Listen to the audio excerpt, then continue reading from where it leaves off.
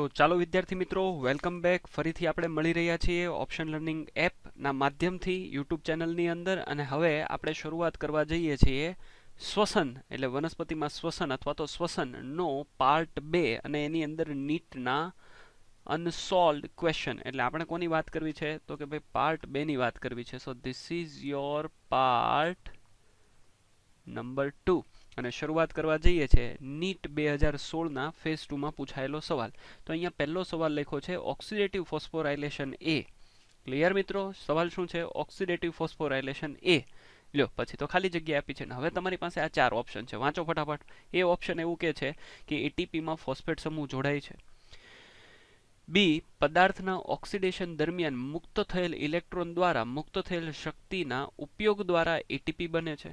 C, ATP નું સર્જન પદાર્થમાંથી ADP તરફ phosphate સમૂહ બદલાવાથી થાય છે. અને ડી, એટીપી માં ફોસ્ફેટ સમૂહના ઓક્સિડેશન દ્વારા થાય છે.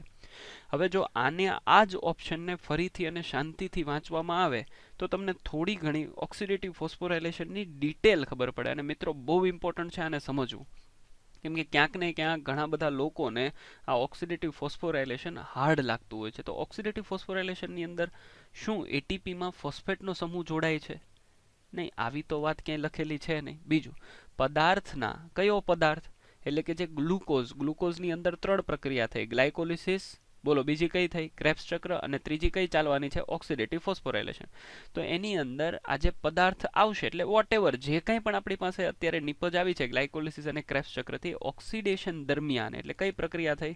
ઓક્સિડેશન દરમિયાન એમાંથી મુક્ત થયેલો ઇલેક્ટ્રોન, રાઈટ? તમને ખબર છે ઈટીસી અથવા તો ઇલેક્ટ્રોન ટ્રાન્સપોર્ટ ચેન બોલીએ છીએ ને આપણે, અથવા તો શું બોલીએ? ઇલેક્ટ્રોન પરિવહન તંત્ર, એટલે આપણે એને ઈટીએસ પણ બોલતા હોઈએ છીએ. તો એમની અંદર એ દરમિયાન મુક્ત થયેલ ઇલેક્ટ્રોન દ્વારા મુક્ત થયેલી શક્તિ એટલે ઈટીએસ ને કારણે ત્યાં શક્તિ પેદા થાય છે. એ શક્તિના ઉપયોગ દ્વારા કોણ બને છે? એટીપી. ઓકે, આ સ્ટેટમેન્ટ થોડું ઘણું સાચું દેખાય છે. કેમ? કેમ કે આખી આ પ્રક્રિયા દરમિયાન અંતે આપણે બનાવીએ છીએ શું? તો કે એટીપી બનાવીએ છીએ અને એટીપી નું નિર્માણ થાય છે ઈટીએસ પ્રક્રિયા દરમિયાન. ઓકે, એટલે મને આ બી ઓપ્શન ક્યાંક ક્યાંક સાચો લાગે છે. સીમાં જો એટીપી નું સર્જન પદાર્થમાંથી એડીપી તરફ ફોસ્ફેટ સમૂહ બદલવાથી થાય. નહીં, આવું સ્ટેટમેન્ટ પણ આપણે ડાયરેક્ટ કોઈ ચોપડીની સાથે સહબંધ કરીને બોલી શકીએ નહીં. એટલે એ ઓપ્શન પણ નથી, સી ઓપ્શન પણ નથી, અને ડી જો એટીપી માં ફોસ્ફેટ સમૂહના ઓક્સિડેશન દ્વારા, નહીં, આવું પણ બોલી શકાય નહીં. તો તમે જો મોસ્ટ સ્યુટેબલ આન્સર જે એનો આવે છે એનો આન્સર છે આ બી. હવે આ બી આન્સર કેવી રીતે આવે એક્ઝેક્ટલી એને સમજવા માટે આપણે થોડું ડિટેલિંગ કરીએ આપણી ચોપડી પ્રમાણે. તો આપણી ચોપડીમાં તમને ક્યાંક આવો જ એક ડાયાગ્રામ મૂકેલો છે અને ત્યાં ઇલેક્ટ્રોન પરિવહન તંત્રની વાત કરેલી છે કે જેની શરૂઆત કેવી રીતે થાય. અથવા તો હું તમને એનો થોડોક બેઝિક વાત સમજાવી દઉં. ઉદાહરણ તરીકે સમજી લ્યો કે આ એક આખો કોષ છે. તો અહીંયા લખ્યું છે માઇટોકોન્ડ્રિયલ મેટ્રિક્સ. મેટ્રિક્સ એટલે કે અહીંયા હકીકતમાં આધારક છે. મિત્રો ખૂબ ધ્યાનથી સમજજો.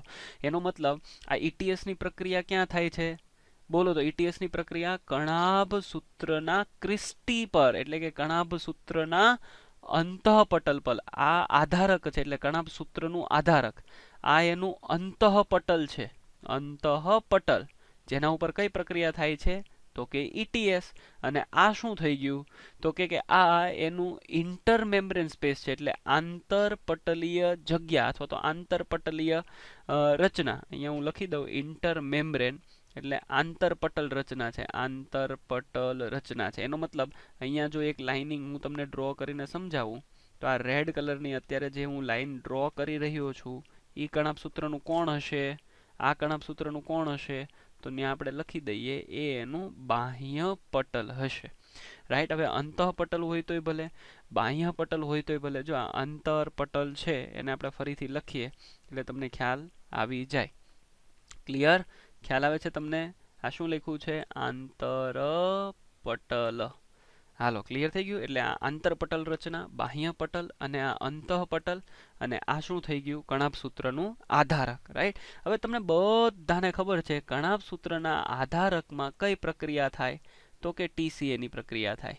એટલે કે ટીસીએ સાયકલ ચાલે. એટલે કે કયું સાયકલ ચાલ્યું કહેવાય? ટીસીએ ચક્ર એટલે કયું? બોલો. ટ્રાય કાર્બોક્સિલિક એસિડ ચક્ર અથવા તો એને શું બોલવામાં આવે છે, ક્રેબ્સ ચક્ર અથવા તો સાઇટ્રિક એસિડ ચક્ર. અને આ ચક્ર દરમિયાન તમને અહીંયાથી કોણ રિલીઝ થયેલું મળે, તો તમને ખબર છે આના 3 સ્ટેપમાં NADH અને H+ મળે ને, હા કે ના? ચાલો આને અલગ રીતે જ આપણે લખીએ એટલે તમને બહુ સ્પેસિફિકેશન સાથે. એટલે TCA સાયકલ જો તમે જોવા જશો તો એની અંદર તમને 3 સ્ટેપમાં શું મળે છે, તો કે NADH અને H+ મળે છે. ક્લિયર? અને એની સાથે એક સ્ટેપમાં તમને કોણ મળે છે, FADH2. ક્લિયર થાય છે મારી વાત? સમજાય છે, હા કે ના? અને આની સાથે જ્યારે પાયરુવેટનું એસિટાઇલ કોએન્ઝાઇમમાં રૂપાંતર થાય ત્યારે પણ કોણ મળી જાય છે આપણને, NADH મળે છે. જો આ બહુ ઇમ્પોર્ટન્ટ છે. કેમ કે ગ્લુકોઝ તો TCA સાયકલ પૂરી થઈ ત્યારે સંપૂર્ણ ખતમ થઈ ગયેલો. મારી વાત ક્લિયર થાય છે? તો તમને મેં આ એક બેઝિક માહિતી ખાલી સમજાવી. હવે આપણે આની એક થોડીક વાત શરૂ કરીએ છીએ. એટલે કે શ્વસનની પ્રક્રિયાના તબક્કામાં NAD અને આ જે FAD છે કે જેની અંદર હવે કોનો સંચય થયેલો છે, તો કે ઉર્જાનો સંચય થયેલો છે. એટલે કે જેમાં ઉર્જા સંચય પામેલી છે એ ઉર્જા આપણે મુક્ત થાય તેમજ એ ઉપયોગમાં લેવાય. અને આ ત્યારે જ આપણા માટે શક્ય બને જ્યારે તેઓનું ઓક્સિડેશન થાય. એટલે NADH+ અને FADH2 નું શું થાય, ઓક્સિડેશન. કોના મારફતે થાય, તો કે અંતઃપટલમાં આવેલી આ ઇલેક્ટ્રોન ટ્રાન્સપોર્ટ ચેન દ્વારા અથવા તો ઇલેક્ટ્રોન પરિવહન તંત્ર દ્વારા થાય. ખ્યાલ આવે છે? અને આ સમય દરમિયાન જે ઇલેક્ટ્રોનનું વહન, તમે ધ્યાનથી જુઓ, અહીંયા ઇલેક્ટ્રોનનું વહન થાય છે. અને આ ઇલેક્ટ્રોનનું વહન થાય આ તંત્રમાંથી અને છેલ્લે એ કોના નિર્માણમાં કામ લાગશે, ચાલો બોલો, કોના નિર્માણમાં કામ લાગશે, તો કે પાણીનું નિર્માણ. અને બીજી વસ્તુ, આ ઇલેક્ટ્રોન ક્યાં સુધી જાય છે, તો કે પાણીને પ્રાપ્ત થાય છે અને ઓક્સિજનને અહીંયા પ્રાપ્ત થાય છે. ચાલો ક્લિયર અહીંયા સુધી સમજાણું તમને? હવે મારે તમને આની આખી આ સ્ટેપ બાય સ્ટેપ પ્રક્રિયા સમજાવવી છે. ઓકે, ફરીથી ખૂબ ધ્યાનથી સમજો. TCA સાયકલ દરમિયાન અહીંયા જે NADH બન્યા છે, ઇવન ગ્લાયકોલિસિસની પ્રક્રિયામાં જે NADH બન્યા છે, અને પાયરુવિક એસિડમાંથી જ્યારે એસિટાઇલ કોએન્ઝાઇમ એ બન્યું એ સમય દરમિયાન NADH બન્યા છે. સાંભળજો મારી વાત ધ્યાનથી. પહેલું મેં તમને સમજાવ્યું ક્યારે, તો કે ગ્લાયકોલિસિસની પ્રક્રિયા દરમિયાન કોણ બન્યું છે, NADH H+.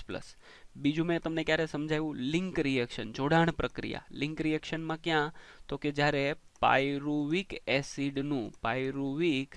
એસિડનું કેમાં રૂપાંતર થયું, એસિટાઇલ કોએન્ઝાઇમ એમાં, ત્યારે પણ કોણ બન્યું હતું, NADH2. અને ત્રીજું, TCA સાયકલ દરમિયાન કોણ બન્યું, તો કે 2 ઘટક, NADH+ અને બીજું કોણ ઘટક બન્યું, તો કે FADH2. હવે આ બધા ઘટક જે છે એ અત્યારે હાલ ક્યાં છે, આધારકમાં. ને આધારકમાંથી એને ક્યાં જવાનું છે, તો કે ભાઈ આ આધારકમાંથી એને હવે પહોંચવાનું છે કણાભ સૂત્રના અંતઃપટલ ઉપર, કે જ્યાં એક સિરીઝમાં પ્રક્રિયા થાય છે. એટલે કે એક આખી કેસ્કેડ મિકેનિઝમ સર્જાય છે. તમે જુઓ, જેની અંદર ETS એટલે ઇલેક્ટ્રોન ટ્રાન્સપોર્ટ સિસ્ટમ, ઇલેક્ટ્રોન પરિવહન તંત્ર છે, જે એક આખી ઉત્સેચકી ઓક્સિડેશન રિડક્શનની પ્રક્રિયા થાય છે. ક્લિયર? જેની અંદર આ NADH જે છે એ ઓક્સિડાઇઝ થશે અને NADH નું રૂપાંતર કેમાં થઈ જાય, જો અહીંયા તમે NAD+ માં થઈ જાય. અને NAD+ ફરીથી ક્યાં ચાલ્યો જાય, TCA સાયકલમાં. તમે લોકો TCA સાયકલને રિફર કરશો એટલે હવે તમે મેં જે આ સમજાવું છું એની લિંક આસાનીથી સમજી શકશો કે TCA સાયકલમાં NAD ક્યાંથી આવતો હતો, તો કે TCA સાયકલમાં NAD અહીંયાથી આવતો હતો. અને અહીંયાથી બનતો NADH ક્યાં જતો હતો, તો કે એ TCA સાયકલમાંથી અંતઃપટલ પર જતો હતો. ચાલો મારી વાત ક્લિયર થઈ?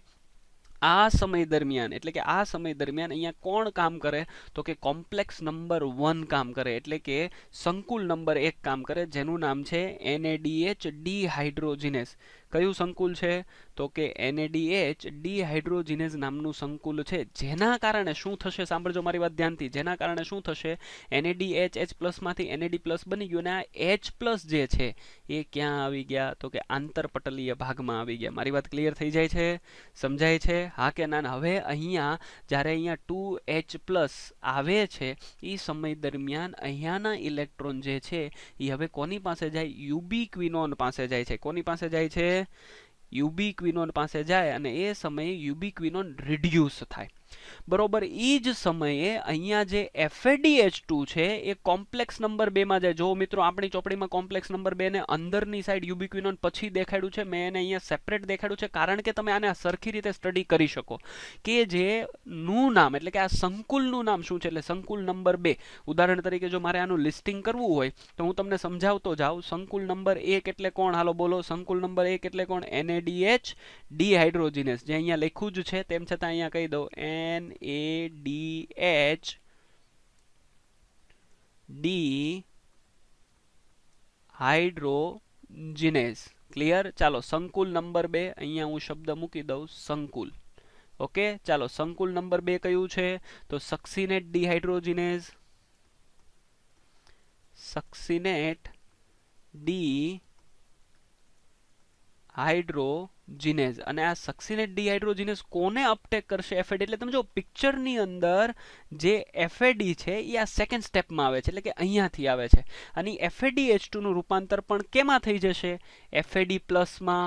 એટલે કે અહીંયાથી FADH2 જે છે એમાંથી કોણ બની જશે? તો કે FAD પ્લસ કે જે ફરીથી TCA સાયકલમાં ચાલ્યું જાય અને એ સમય દરમિયાન પણ કોણ બહાર નીકળશે?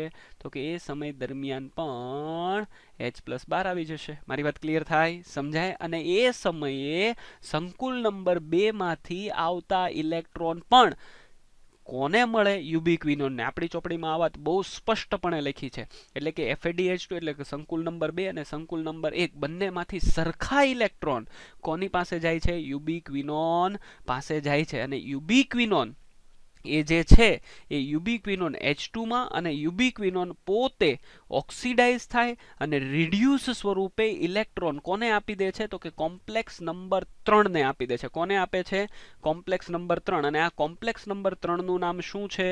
તો હું અહીંયા બાજુમાં લખી દઉં. કોમ્પ્લેક્સ નંબર 3 ને આપણે બોલીએ છીએ સાઇટોક્રોમ BC1. શું બોલીએ છીએ? સાઇટોક્રોમ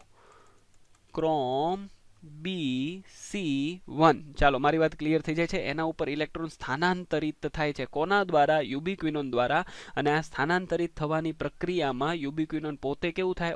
ઓક્સિડેશન પામે છે અથવા તો ઓક્સિડાઇઝ થાય છે. ક્લિયર? તમે જો અહીંયા પ્રતિ એક સ્ટેપમાં ઓક્સિડેશન રિડક્શનની પ્રક્રિયા થાય છે. એક ઓક્સિડાઇઝ થાય, બીજું રિડ્યુસ થાય. ઇલેક્ટ્રોન આવે એટલે પોતે ઓક્સિડાઇઝ થાય અને જેના પાસેથી ઇલેક્ટ્રોન આવ્યા એ રિડ્યુસ થાય. ફરીથી પોતે ઓક્સિડાઇઝ થાય અરે પોતે રિડ્યુસ થાય, ઇલેક્ટ્રોન ટ્રાન્સફર કરે અને કોમ્પ્લેક્સ નંબર 3 ઓક્સિડાઇઝ થાય. ચાલો મારી વાત ક્લિયર થાય છે? હવે આ કોમ્પ્લેક્સ નંબર 3 માંથી પણ હાઇડ્રોજન તમે જુઓ કઈ બાજુ દાખલ થાય છે? આંતરપટલમાં. એટલે તમે જુઓ અહીંયાથી આવતો હાઇડ્રોજન, અહીંયાથી આવતો હાઇડ્રોજન અને અહીંયાથી આવતો હાઇડ્રોજન. એના કારણે અહીંયા હાઇડ્રોજન આયનનું પ્રમાણ વધે એટલે પ્રોટોન ગ્રેડિયન્ટ વધે છે. મારી વાત ક્લિયર થાય? સમજાય તમને? 100%. હવે સાંભળો.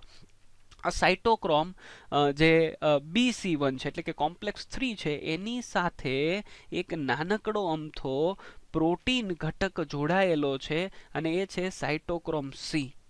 કોણ છે? Cytochrome C. હજી હું એક ઇમ્પોર્ટન્ટ વાત સમજાવું છું. જો પહેલા હું આને બોક્સ કરી દઉં. ક્વેશ્ચન તમને એવો પૂછાય કે સાઇટોક્રોમ C છે એ કઈ બાજુ હોય? કયા ફેસ ઉપર હોય? શું તે આધારક બાજુ હોય કે શું તે આંતરપટલ બાજુ હોય? તો તમને તો મેં લખી દીધું એટલે જવાબ ખબર પડી જવી જોઈએ કે C પ્રોટીનનો ફેસ કઈ બાજુ હોય? આંતરપટલ બાજુ હોય છે અને એ ઇલેક્ટ્રોનનો કેરિયર છે.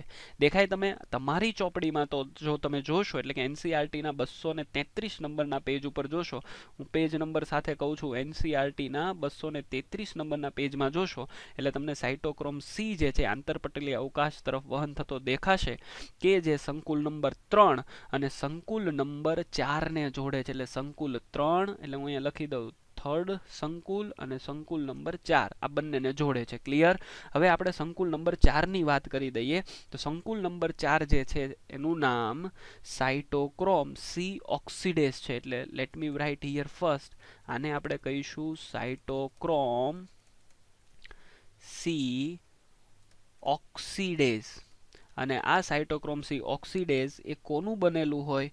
તો એની અંદર બીજો એક મોલેક્યુલ પણ જોડાયેલો હોય જેને આપણે કહે છે સાઇટોક્રોમ A3 જે 2 કોપરના કેન્દ્ર ધરાવે છે. વેરી વેરી ઇમ્પોર્ટન્ટ ગાઈઝ, હું અહીંયા 3 સ્ટાર કરું છું, રાઈટ. જે કોપર કેન્દ્ર ધરાવે છે, સાઇટોક્રોમ ઓક્સિડેઝ પણ આપણે એને બોલીએ છીએ. ચાલો તો તમે જુઓ, આ સાઇટોક્રોમ સીની મદદથી ઇલેક્ટ્રોન અહીંયા ટ્રાન્સફર થયા અને ત્યાંથી ઇલેક્ટ્રોન કોની પાસે જાય છે? તો કે ત્યાંથી ઇલેક્ટ્રોન એ ઓક્સિજન પાસે જાય છે. જુઓ તમે, અને એટલા માટે અહીંયા ઇલેક્ટ્રોનના ગ્રાહી તરીકે ઓક્સિજન એને પ્રાપ્ત કરે છે અને છેલ્લે કયો ઘટક મોલિક્યુલ બનાવે છે? તો કે પાણી બને છે. અને એ પાણી બનવા માટે અહીંયા ઓક્સિજન કેટલો જોઈએ? તો કે હાફ જોઈએ, રાઈટ. તો તમે અહીંયા હાફ લખી શકો છો. પ્લસ અહીંયા કોણ આવે છે બાળ મિત્રો? તો કે 2H+. જોજો હો ધ્યાનથી, અહીંયા કોણ આવે છે? 2H+. એટલે હવે અહીંયા મારે અહીંયા 1/2 પ્લસ મારે 2H+ લખવાનું છે. તો ક્વેશ્ચન એ થાય, આ 2H+ ક્યાંથી આવ્યા, રાઈટ? ચાલો, તો આ 2H+ માટે જવાબદાર છે સંકુલ નંબર 5. અને અહીંયા જે સર્જાય છે એને આપણે બોલીએ છીએ પ્રોટોન ગ્રેડિયન્ટ. શું બોલીએ છીએ બાળ મિત્રો? તો કે પ્રોટોન ગ્રેડિયન્ટ. કેવી રીતે હું તમને સમજાવું, ફરીથી સમજજો. તો સંકુલ નંબર 5 ની પહેલા હું વાત કરી દઉં. સંકુલ નંબર 5 ને આપણે એટીપી સિન્થેટેઝ કહેતા હોઈએ છીએ. અને એટીપી સિન્થેટેઝ 2 પ્રોટીનનું બનેલું હોય. એક પ્રોટીન અંતર્ગત છે. જુઓ, પ્રોટીન એ અહીંયા અંતર્ગત છે, દેખાય તમને? કોની અંદર? અંતઃપટલમાં. અને બીજું પ્રોટીનનો ઘટક છે રેકેટ જેવો ફૂલેલો ભાગ, જેને આપણે F1 પાર્ટિકલ કહીએ છીએ, રાઈટ. તો તમે જુઓ, આ અંતઃપટલમાં બધી જગ્યા પરથી હાઇડ્રોજન આવવાને કારણે, બધી જ જગ્યા પરથી હાઇડ્રોજન આવવાને કારણે અહીંયા પ્રોટોનનો ગ્રેડિયન્ટ વધેલો છે. અને આ પ્રોટોન જે અહીંયા વધ્યા છે એ જ પ્રોટોન હવે આ એટીપી સિન્થેટેઝ મારફતે જ્યારે બહાર નીકળશે એટલે આ ભાગમાં H+ પૂર્તતા કરશે. પૂર્તતા કરવો એટલે H+ અહીંયા આપશે. અને આ સમય દરમિયાન જો અહીંયા એડીપી અને ઇનઓર્ગેનિક ફોસ્ફેટ એ બંને ભેગા થશે અને કોનું ક્રિએશન થશે મિત્રો? એટીપી બનશે. શું બનશે? એટીપી બનશે. ને હવે આ એટીપી એ કણાભ સૂત્રમાં રહેશે. એટલે કણાભ સૂત્રને આપણે એટીપી નું શું કહીએ? તો કે આપણે કહીએ છીએ આપણા શરીરનું ઉર્જાઘર. શું કામ કહેવાય? કેમ કે ત્યાં એટીપી બન્યા. જો, અને હવે કોષ કે અંગિકા કે અન્ય સ્નાયુઓ એટીપી ને પોતાના જરૂરિયાત પ્રમાણે વાપરે એટલે અહીંયા એટીપી ટ્રાન્સલોકેસ થાય. આપણી ચોપડીમાં એટીપી ટ્રાન્સલોકેસની વાત નથી, પણ તમને ખ્યાલ આવવો જોઈએ કે એટીપી હકીકતમાં પ્રચુર માત્રામાં ક્યાં બને છે? તો કે ETS થાય ત્યારે આ ક્રિસ્ટી પર બને છે, એટલે કે અંતઃપટલ પર બને છે. મારી વાત 100% સંપૂર્ણપણે તમને ક્લિયર થાય છે ને? એ સમય દરમિયાન અહીંયા નીકળતા હાઇડ્રોજન, એ હાઇડ્રોજન હાફ ઓક્સિજન પાસે જશે. ઓક્સિજન ઇલેક્ટ્રોનને કેરી કરશે. 2H+ + 1/2 O2 ભેગા થઈને શું બનાવશે? તો કે પાણીનો અણુ અહીંયા ક્રિએટ કરશે. મારી વાત આખી ક્લિયર થઈ ગઈ? બોલો હા કે ના? તો આ રીતે આખું પ્રક્રિયા ETS ની થતી હોય છે, રાઈટ. તો મેં તમને આ એક ઓક્સિડેટિવ ફોસ્ફોરાયલેશન સમજાવવાની સાથે આખી ETS ની પ્રક્રિયા તમને મેં અહીંયા સમજાવી. ચાલો હજી આને એક સરળ સમજૂતીના સ્વરૂપમાં જોઈએ. જુઓ તમે આ ઇમેજ. તમને આની અંદર મેં એક તમને શું આપી દીધા છે? જુઓ ધ્યાનથી. સંકુલ આપી દીધા. સંકુલ નંબર 1 તમને બધાને ખબર છે કોણ? NADH ડિહાઇડ્રોજિનેસ. સંકુલ નંબર 2 જો અહીંયા દેખાય, તમને મેં કીધું એ પ્રમાણે જે સંકુલ નંબર 2 છે એમાં કોની એન્ટ્રી થાય છે? FAD ની. સંકુલ નંબર 1 માં કોની એન્ટ્રી થાય છે? જો સંકુલ નંબર 2 છે એમાં કોની એન્ટ્રી થાય છે? આપણે પહેલા એને જોઈ લઈએ. ક્લિયર થાય છે મારી વાત? જુઓ અહીંયા કોણ છે? FAD છે. યાદ રહેશે તમને મિત્રો? કોણ છે? તો કે FAD છે. તમને યાદ રહેવું જ જોઈએ. અહીંયા FADH2 ક્યાંથી એન્ટર થાય? તો કે સંકુલ નંબર 2. સંકુલ નંબર 2 અને એનું નામ શું હતું? સક્સિનેટ ડિહાઇડ્રોજિનેઝ. સક્સિનેટ ડિહાઇડ્રોજિનેઝ એટલે FAD નું કેમાં રૂપાંતર થાય ને? FAD. અને હવે આ FAD ક્યાં ચાલ્યું જાય? ફરીથી TCA સાયકલમાં. એવી રીતે NADH જે છે એ TCA સાયકલમાંથી બહાર આવે અને અહીંયા ચાલ્યા જાય. જો અહીંયાથી હું આ બહાર કાઢું અને અહીંયા ચાલ્યા ગયા, અને એ સમયે NAD જે બન્યું એ ફરીથી ક્યાં આવી જાય? TCA સાયકલમાં. તમને મારી આખી વાત ક્લિયર થઈ? ચાલો ફટાફટ આને આપણે સાફ કરી દઈએ. ફરીથી હું આને સાફ કરી દઉં અને તમને હું ફરીથી સમજાવું, રાઈટ. તો જો કોમ્પ્લેક્સ નંબર 1, કોમ્પ્લેક્સ નંબર 2 બંનેમાંથી ઇલેક્ટ્રોન જે છે, હાઇડ્રોજન ક્યાં આવી ગયા? તો કે પેલા આંતરપટલમાં. ક્યાં આવી ગયા મિત્રો? આંતરપટલમાં. આ કોણ થઈ ગયું? તો કે અંતઃપટલ. કયું પટલ થઈ ગયું? અંતઃપટલ. અને અહીંયા કોણ છે તો કે આધારક. ક્વેશ્ચન ઘણા બધા આટલા જ શબ્દમાંથી બનતા હોય છે, રાઈટ. તો NaDH પહેલા સંકુલથી જાય, FADH બીજા સંકુલથી જાય, બંનેમાંથી ઇલેક્ટ્રોન ટ્રાન્સફર થાય. ક્યાં જો અહીંયા Q લખ્યો છે, યુબિક્વિનોનમાંથી જાય અને યુબિક્વિનોનમાંથી સંકુલ નંબર 3 પર જાય, રાઈટ. દેખાય છે ને, સંકુલ નંબર 3 અને 4 વચ્ચે કોણ છે, સાઇટોક્રોમ C. કઈ બાજુની તરફ હોય, આંતરપટલ બાજુની તરફ હોય, રાઈટ. અને આના બહારના ભાગને મારે ડ્રો કરવો હોય તો ચાલો હું આ રીતે દોરી દઉં. તો આ કોણ હશે, આ અંતઃપટલ છે, એમ બાહ્ય પટલ. કોનું બાહ્ય પટલ તો કે કણાભ સૂત્રનું. ચાલો મારી વાત ક્લિયર થઈ ગઈ. હા કે ના. અને સંકુલ નંબર 5, રાઈટ. હવે અહીંયાથી ઇલેક્ટ્રોન જે ટ્રાન્સફર થયો, એટલે અહીંયા તમને જે ઇલેક્ટ્રોન દેખાય છે, આ ઇલેક્ટ્રોન અહીંયા દેખાય છે, એ બંને ઇલેક્ટ્રોન અહીંયાથી જે ટ્રાન્સફર થયા, let me use another pen, આ બંને ઇલેક્ટ્રોન અહીંયાથી ટ્રાન્સફર થયા, એ ઇલેક્ટ્રોન પાછા આવે છે. જુઓ આવ્યા. ઇલેક્ટ્રોન ઓક્સિજનને આપે. હવે કેટલો ઓક્સિજન કીધો, 1/2, રાઈટ. ઓક્સિજનને આપે ને આ 2H+ આવ્યા. ક્વેશ્ચન એ ઊભો થયો કે આ 2H+ ક્યાંથી આવ્યા. જુઓ અહીંયા શું સર્જાણો છે, પ્રોટોન ગ્રેડિયન્ટ. એટલે અહીંયા પ્રોટોનનું પ્રમાણ વધી ગયું અને આ પ્રોટોન ગ્રેડિયન્ટ જે છે એમાંથી H+ જે છે, આ F0 અને આ F1 ATP સિન્થેટેઝની પ્રક્રિયા થાય, ઇનઓર્ગેનિક ફોસ્ફેટ જે ADP સાથે જોડાય એટલે ATP બને ને H+ અહીંયા આવે, દેખાય. અને આ H+ જે આધારકમાં આવ્યા, એ આધારકમાં આવેલા H+ ફરીથી અહીંયા આવશે અને કોનું નિર્માણ કરશે, પાણીના અણુનું નિર્માણ કરશે, રાઈટ. 2 મોલેક્યુલ પાણીના અણુના બનાવ્યા. એ આખી વાત તમને ક્લિયર થઈ, હા કે ના. તો આ આખો જે પોઈન્ટ છે એ ETS ઇલેક્ટ્રોન ટ્રાન્સપોર્ટ સિસ્ટમ છે. જુઓ નવો સવાલ, એટલે કે ચરબી, કાર્બોદિત પ્રોટીનના અણુઓના શ્વસનના મધ્યસ્થ તૂટવાથી ક્રિયામાં નીચે દર્શાવેલ કયા જૈવિક અણુઓ સામાન્ય છે અથવા તો સરખા છે. નીટ 2016 ફેઝ 2 નો ક્વેશ્ચન છે અને આ ક્વેશ્ચન મેં તમને શ્વસનના પાર્ટ 1 માં પણ ભણાવી દીધો છે. તો જો તમે લોકોએ શ્વસન પાર્ટ 1 ન જોયો હોય તો ફરીથી એને જોઈ લો, સબસ્ક્રાઇબ કરો. અને અહીંયા તમારે મને નીચે આ ક્વેશ્ચન જે છે એનો જવાબ કોમેન્ટ બોક્સની અંદર લખીને આપવાનો છે, રાઈટ. ત્યાં તમે કેવી રીતે લખશો તો આ રીતે લખજો, નીટ 2016 આવું લખજો હો, નીટ 2016. પછી અહીંયા તમારો આન્સર લખજો ABCKD. ચાલો ક્લિયર. તો તમારે કમેન્ટ બોક્સમાં મને આનો આન્સર મોકલવાનો છે. ચાલો ઠીક છે, જઈએ હવે નવા ક્વેશ્ચન તરફ. તો જુઓ મિત્રો, નેક્સ્ટ ક્વેશ્ચન જે છે એ 2017 નીટનો ક્વેશ્ચન છે અને ક્વેશ્ચન શું છે જુઓ તમે. ક્રેબ્સ ચક્ર માટે કયું વિધાન અસત્ય છે. ક્વેશ્ચન ફરીથી રિપીટ કરો કે ક્રેબ્સ ચક્ર માટે કયું વિધાન એ અસત્ય છે. એટલે તમારે અહીંયા શું ફાઇન્ડ આઉટ કરવાનું છે, અસત્ય વિધાન. એનો મતલબ 3 વિધાન કેવા હશે, સત્ય, એક વિધાન ખોટું છે, રાઈટ. તો અહીંયા તમને બાજુમાં ક્રેબ્સ ચક્રની ખૂબ મજાની આકૃતિ ભણાવી છે, રાઈટ. અને આપણે છેલ્લે જોઈએ ઓપ્શન. જો ચક્રના 3 બિંદુએ NAD NADH+ માં રિડ્યુસ થાય છે. 3 અલગ અલગ જગ્યાએ આપણને શું આ ઘટક મળે છે. યસ, અહીંયા તમે જુઓ, this is the first, this is the second and this is the third time. એટલે કે 3 જગ્યાએ મળે. એનો મતલબ આ વિધાન કેવું છે, સત્ય છે. બાજુમાં જુઓ, ચક્રના એક બિંદુએ FAD+ નું રૂપાંતર FADH2 માં રિડ્યુસ થાય છે, રાઈટ. સો અહીં રહ્યું આ સ્ટેપ કે જેની અંદર FAD+ એ FADH2 માં રિડ્યુસ થાય છે. ઓકે, એનો મતલબ આ સ્ટેટમેન્ટ પણ સાચું છે. હવે તો ઓપ્શન આપણી પાસે B અને C રહ્યા.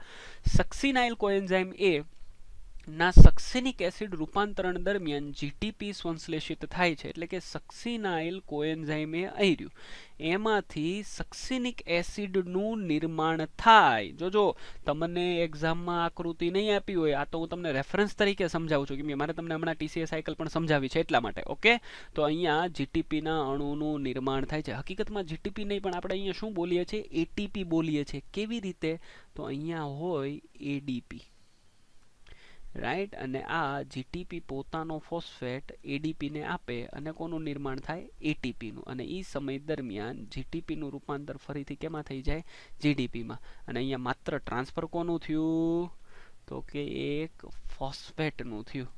હાલો, મારી વાત ક્લિયર થઈ ગઈ, સમજાણી. અને એના કારણે અહીંયા કોનું નિર્માણ થયું, ATP નું નિર્માણ થયું. ચાલો ક્લિયર છે. અને ડી ઓપ્શન, એનો મતલબ કે અહીંયા GTP બને છે, સો your C option is also right. તો ડી ઓપ્શન જો એસિટાઇલ કોએન્ઝાઇમ એ પાયરુવિક એસિડ સાથે જોડાય અને સાઇટ્રિક એસિડ બનાવે, તંબુરો.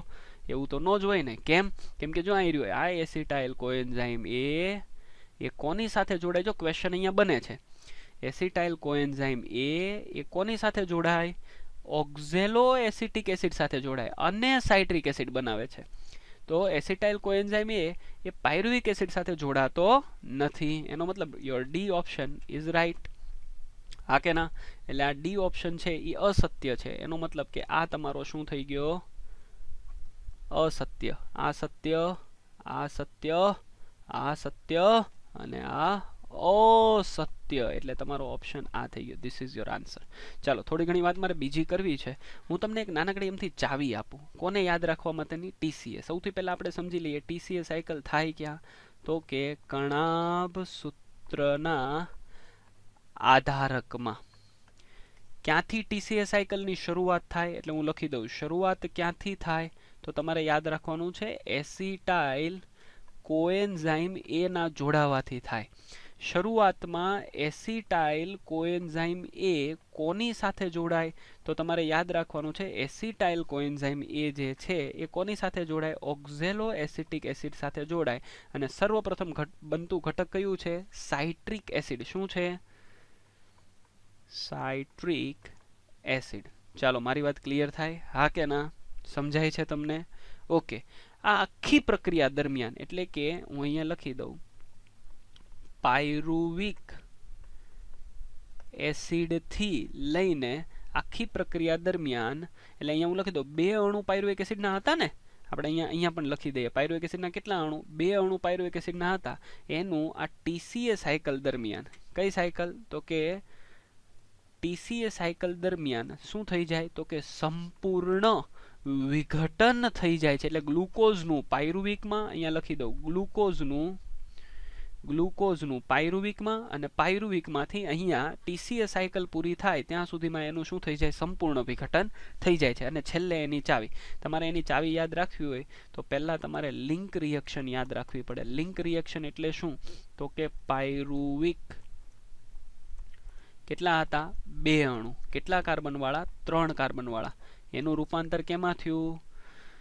તો કે એસિટાઇલ કોએન્ઝાઇમ એ કેટલા કાર્બન વાળો? 2 કાર્બન વાળો. કેટલા અણુ? તો કે 2 અણુ બન્યા. ક્લિયર થાય છે? એનો મતલબ અહીંયાથી કોણ નીકળ્યું હશે? તો કે 2 CO2 ના અણુ નીકળ્યા હશે. અને બીજું કોણ પેદા થયું હશે? જો અહીંયા રહ્યું NADH+. પણ કેટલા? તો કે 2 NADH+ બન્યા હશે. મારી વાત ક્લિયર થાય છે? હા કે ના? તો આ એક પ્રક્રિયા થઈ. અને હવે એસિટાઇલ કોએન્ઝાઇમ એ છે એ ક્યાં જશે? ટીસીએ સાયકલમાં જશે. મારી વાત ક્લિયર થાય છે? સમજાય છે? અને એની અંદર તમારે અહીંયાથી આખી પ્રક્રિયા યાદ રાખવાની.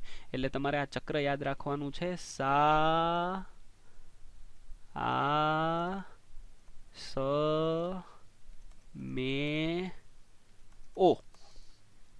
राइट? सास એટલે सासू. सासू में आपको वाइफ मतलब ओ उसके दर्शन होते हैं. तो सास में ओ જોઈ લઈએ. તો અહીંયા લખ્યું છે સાઇટ્રિક એસિડ.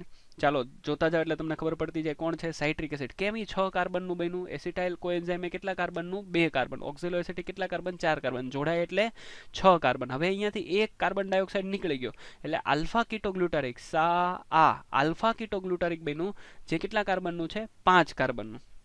હકીકતમાં અહીંયા એક બીજું પણ સ્ટેપ આવે છે. સાઇટ્રિક એસિડ છે એમાંથી ત્વરિત રીતે એનો આઇસોમર બને છે આઇસોસાઇટ્રિક. એટલે તમારા ટીચર્સ લોકોએ કદાચ તમને સમજાવ્યું હોય, ન સમજાવ્યું તો હું કહી દઉં. અને આઇસોસાઇટ્રિક છે એમાંથી ડીકાર્બોક્સિલેશનની પ્રોસેસ થાય. CO2 નીકળે અને NAD+ નું NADH+ માં રૂપાંતર થાય અને પછી 5 કાર્બન વાળું આલ્ફા કીટોગ્લુટારિક બને. હવે આ 5 કાર્બનનું છે એમાંથી ફરીથી એક કાર્બન ડાયોક્સાઇડ નીકળી ગયો. જો એટલે ફરીથી ડીકાર્બોક્સિલેશન થયું અને 5 માંથી ફરીથી 4 કાર્બનનું સક્સિનિક એસિડ. અને એ સમય દરમિયાન અહીંયા એક ATP બને. હવે જો અહીંયા 2 પાયરુવિક એસિડના અણુ હોય તો અહીંયા ATP પણ કેટલા બનશે? 2 બનશે. તમારી જાણ ખાતર. ઓકે. અને હવે સક્સિનિક એસિડનું અહીંયા સક્સિનિક એસિડમાંથી કોણ બન્યું? મેલિક એસિડ આવી ગયું, સાસ મે, અને એ સમયે FAD નું રૂપાંતર FADH2 માં, અને મેલિકમાંથી છેલ્લે ફરીથી કોણ બની ગયું? ઓક્ઝેલો એસિટિક એસિડ એટલે O આવી ગયું, અને એ સમયે NAD નું NADH માં રૂપાંતર થાય. રાઈટ. જો અહીંયા તમને આ સૂત્ર દ્વારા પણ હું ફરીથી સમજાવું છું, ખૂબ ધ્યાનથી સમજજો. પાયરુવિક એસિડનો અહીંયા એક અણુ લીધો છે, એટલે કેટલા NAD પ્લસ વપરાણા? 4. કઈ રીતે? તો કે આ 1 2 3 અને 4, એટલે અહીંયા પાયરુવેટ થી શરૂઆત કરી છે. દેખાય તમને? ચક્રની શરૂઆત એસિટાઇલ થી થઈ, પણ અહીંયા સૂત્ર પાયરુવિક થી બન્યું છે, એટલા માટે 4 NAD. FAD કેટલા છે? તો કે માત્ર 1. પાણી કેટલા વપરાણા? 2H2O. 1 ADP નું ATP માં રૂપાંતર થયું, દેખાય? પણ અહીંયા તો GTP આપ્યું છે, કઈ રીતે ATP બન્યું એ મેં તમને સમજાવ્યું. ક્લિયર? હવે જો અહીંયા 2 પાયરુવિક એસિડના અણુ હોય તો બધી વેલ્યુ કેવી થઈ જશે? ડબલ થઈ જશે. હલો, હા કે ના? સમજાય? સ્ક્વેર નથી હો, ડબલ છે, યાદ રાખજો. એટલે આગળ હું લખી નથી શકતો એટલા માટે. ઓકે, નકમ પાછા તમે એમ કહેશો કે લે સાહેબે તો ડબલ કીધું. હલો, ક્લિયર થઈ ગયું? સમજાય છે? હા કે ના? ઓકે. હવે જો 1 પાયરુવિક એસિડ હોય તો કેટલા CO2 નીકળ્યા? 3. 2 પાયરુવિક એસિડ હોય તો કેટલા નીકળે? 3 ગુણ્યા 2 એટલે 6 CO2 થાય ને. અને તમે વિચારો, એક ગ્લુકોઝમાં કેટલા હતા કાર્બન? 6 કાર્બન હતા. 6 કાર્બન ખતમ થઈ ગયા. એટલા માટે મેં અહીંયા કહી દીધું કે અણુનું સંપૂર્ણ વિઘટન થાય ને આખી પ્રક્રિયા ક્યાં થાય? આધારકમાં થાય. FAD નું રૂપાંતર FADH2, NAD નું રૂપાંતર NADH. 4 હોય તો 4, અને 2 ના અણુ ગણીએ તો કેટલા થઈ જશે? 8. ઓકે મિત્રો, ચાલો તો મેં તમને આખું ક્રેબ્સ સાયકલનું વર્ણન કર્યું, એની શોર્ટકટ કી આપી, અને એના વિશેનો ઉલ્લેખ કર્યો. હવે આપણે નેક્સ્ટ ક્વેશ્ચન તરફ જઈએ. જુઓ તો 2018માં પૂછાયેલો છે. હકીકતમાં 2 સવાલ છે, પણ એમાંનો એક સવાલ મેં સીધો ઇંગ્લિશમાં અહીંયા મૂકેલો છે, એને હું તમને હમણાં જ સમજાવી દઉં. જો શું કહે છે? NAD+ નો કોષીય શ્વસનમાં શું ફાળો છે? કોની વાત કરે છે? NAD+ એનો કોષીય શ્વસનમાં શું ફાળો? તે અજારક માટે છેવટનું વિજાણુગ્રાહક છે? તો કે નહીં, તો કે નહીં, તો કે નહીં. આવું તો હોય જ નહીં. તે ઉત્સેચકીય રીતે કાર્ય કરે છે? કહી શકાય, પરંતુ ખાસ કરીને ત્યાં લખવું પડે કોએન્ઝાઇમ, સહ ઉત્સેચકીય રીતે. સહ-ઉત્સેચકીય રીતે કામ કરે છે. મિત્રો ખ્યાલ આવે છે? એટલે ઉત્સેચકીય રીતે કરે, પણ એમાં પણ ખાસ કરીને કયા તરીકે? કોએન્ઝાઇમ તરીકે. રાઈટ. હું ઇંગ્લિશ વર્ડ પણ લખી દઉં. એ કોએન્ઝાઇમ તરીકે ખૂબ મહત્વનું કાર્ય કરે છે. એટલે આને પણ આપણે સાઈડ કરી દઈએ. અને અહીંયા લખ્યું છે C. તે ATPના સંશ્લેષણ માટે ન્યુક્લિયોઇડનો સ્ત્રોત છે? ના, તો કે ના, તો કે ના. આ પણ નહીં આવે. તો તમારા 3 ઓપ્શન તો મેં ડિલીટ કરી દીધા. તો તમારા માટે જવાબ કોણ બની ગયો? તો કે આન્સર છે તમારો D, કે ભાઈ એ વિજાણુ ગ્રાહક તરીકે આપણને ગ્લાયકોલિસિસ ક્રેબ્સ ચક્રની અંદર પણ કામ કરે છે, વિજાણુ વાહક તરીકે પણ કામ કરે છે. રાઈટ. ખ્યાલ આવશે? ગ્રાહક અને વાહક બંને તરીકે એ કામ કરે છે. આગળ, which of this statement is incorrect? એટલે આમાંય પણ આપણે કોને ફાઇન્ડ કરવાનું છે? જે અસત્ય છે એને ફાઇન્ડ કરવાનું છે. ક્લિયર? જો enzyme of TCA cycle are present in mitochondrial matrix, એટલે કે TCA સાયકલ ક્રેબ્સ ચક્રની અંદર જેટલા પણ ઉત્સેચકો કામ કરે છે એ બધા કણાભ સૂત્રના આધારકમાં હોય. ઓફકોર્સ, કેમ કે આ સાયકલ પણ ક્યાં થાય છે? આધારકમાં. ચાલો, એનો મતલબ આ સેન્ટેન્સ તો સાચું છે. આપણે શું ઇનકરેક્ટ ગોતવાનું છે? બીજું, ગ્લાયકોલિસિસ અગર ઇન સાઇટોસોલ, એટલે ગ્લાયકોલિસિસની પ્રક્રિયા એ કોષ રસમાં થાય છે. તો આ સેન્ટેન્સ પણ કેવું છે? સાચું છે. મતલબ અસત્ય નથી. આ glycolysis operate as long as it is supplied with NAD+ that can pick up hydrogen atom, એટલે કે ગ્લાયકોલિસિસ ત્યાં સુધી ચાલશે જ્યાં સુધી એને NAD મળે. ક્લિયર? કેમ? જેના કારણે NAD નું રૂપાંતર કેમાં થાય? તો કે NADH+ માં રૂપાંતર કરવાનું છે. આ વાત પણ સાચી છે. અને છેલ્લે, oxidative phosphorylation takes place in the outer mitochondrial membrane. જો આઉટર, જો ઇનર લખ્યું હોત તો ઠીક છે, પણ આ ક્યાં લખ્યું? આઉટર. એટલે આ વિધાન અસત્ય છે. એટલે તમારો જવાબ કોણ થશે? D. બહુ સિમ્પલ ક્વેશ્ચન પૂછી લીધો તો જો 2018માં બંને સવાલ એકદમ ઈઝી હતા. રાઈટ. વાંચન હશે તો તમને આવડશે. તમારું NCERT પાવરફુલ બનાવો. અને બીજી એક વાત મિત્રો, જો તમને અમારા લેક્ચર વેલ્યુએબલ લાગે છે ને, તો એક મસ્ત મજાનું લાઈક આપો.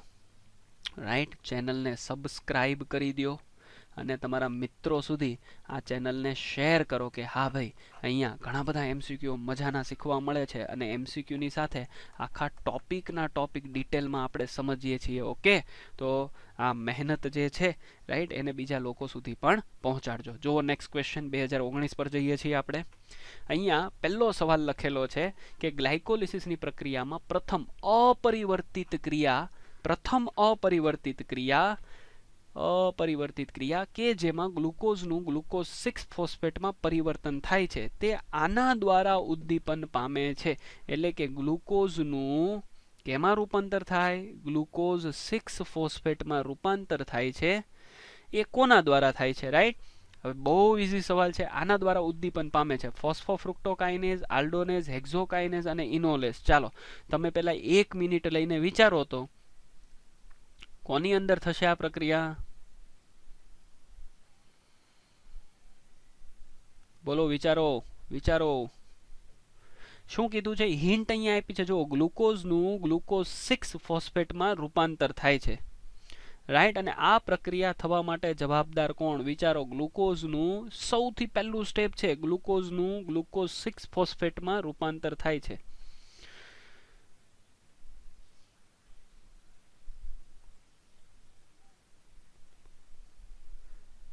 રાઈટ. અને અહીંયા તમારા ઓપ્શન ફરીથી જુઓ.